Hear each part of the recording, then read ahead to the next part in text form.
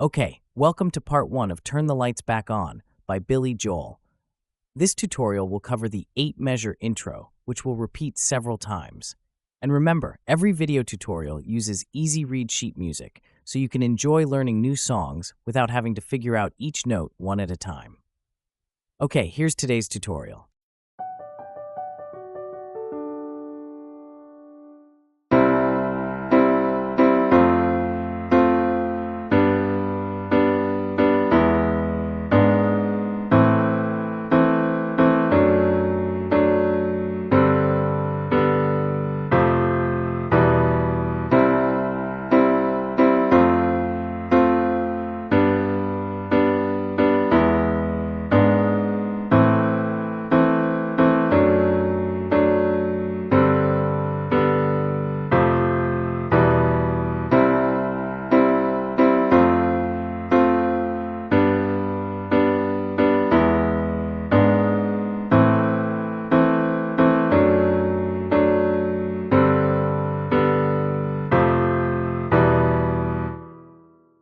Well, that's it for today's tutorial.